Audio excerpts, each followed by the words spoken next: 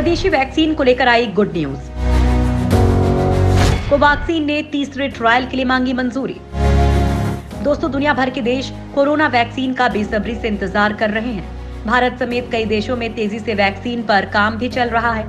लाखों लोगों पर वैक्सीन का ट्रायल चल रहा है। हालांकि किसी वैक्सीन को अब तक ग्लोबल अप्रूवल नहीं मिला है, लेकिन भारत की स्वदेशी वैक्सीन ने उम्मीदें जगाई हैं। कोरोना वायरस के टीके पर काम कर रही कंपनी भारत बायोटेक से तीसरे चरण का परीक्षण शुरू करने से पहले अपने दूसरे चरण के ट्रायल से संबंधित विभिन्न आंकड़े पेश करने को कहा गया है। कंपनी ने तीसरे चरण के परीक्षण के लिए DCGI से अनुमति मांगी है। ICMR के सहयोग से भारत बायोटेक स्वदेशी कोवैक्सीन टीका विकसित कर रही है। अधिकारियों के मुताबिक हैदराबाद स्थित भारत बायोटेक ने 2 अक्टूबर को DCGI को आवेदन देकर अपने टीके के तीसरे चरण के लिए परीक्षण की अनुमति मांगी थी। कंपनी ने अपने आवेदन में कहा है कि इस परीक्षण में 18 साल या उससे अधिक उम्र के 28,500 लोगों को शामिल किया जाएगा और ये परीक्षण 10 राज्यों के 19 स्थानों पर किया जाएगा। इन जगहों में दिल्ली, मुंबई, पटना और लखनऊ शामिल हैं। फिलहाल कोवैक्सीन टीके के दूसरे चरण का परीक्षण चल रहा है। एक अधिकारी ने बताया कि कंपनी ने पहले और दूसरे चरण के ट्रायल के अंतरिम आंकड़ों के साथ तीसरे चरण के परीक्षण के लिए प्रोटोकॉल पेश किया है। CDSCO की समिति ने कहा है कि दूसरे चरण के परीक्षण की सुरक्षा और प्रतिरक्षा संबंधी आंकड़ों के आधार पर पहचानी गई उचित खुराक के साथ अध्ययन शुरू किया जाना चाहिए। समिति ने इंजेक्शन लगाए जाने की जगह पर दर्द की शिकायत सामने आने के बारे में कहा कि उसका हल निकाल लिया गया है। समिति ने अपनी सिफारिशों में कहा है कि दूसरे चरण के परीक्षण के सुरक्षा और प्रतिरक्षा संबंधी आंकड़ों के आधार पर पहचानी गई उचित खुराक के साथ अध्ययन शुरू किया जाना चाहिए।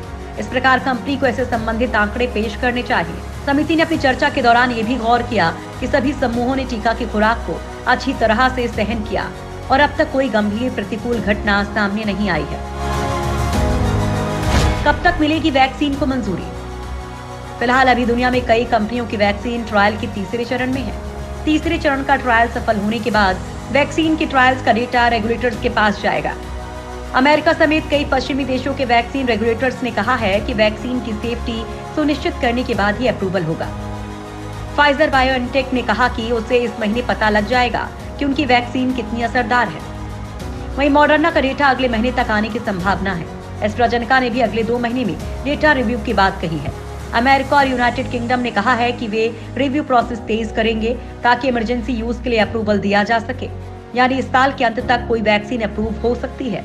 वैसे अमेरिका के राष्ट्रपति कई बार कह चुके हैं कि चुनाव से पहले वैक्सीन लोगों को मिलने लगेगी, लेकिन जिस तरह से ट्रायल चल रहा है उसको देखकर तो लगता है कि फिलहाल दिसंबर से पहले वैक्सीन की उम्मीद नहीं है।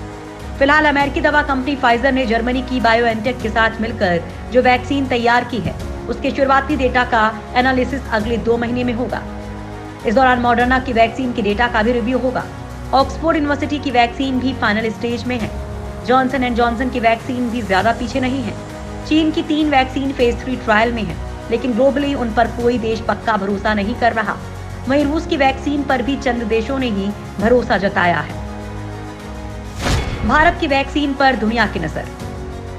भारत में इस समय 3 वैक्सीन के ट्रायल चल रहे हैं।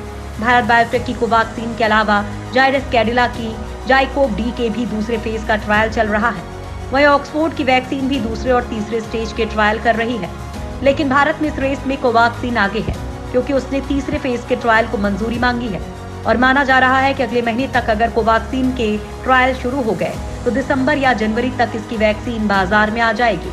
अगर ऐसा हुआ तो ये रूस और चीन के बाद दुनिया की पहली वैक्सीन होगी जिसने अपने ह्यूमन ट्रायल को पूरा कर सफलता पाई होगी। हालांकि वैक्सीन का अप्रूवल एक लंबी प्रक्रिया है और इसमें वक्त लग सकता है।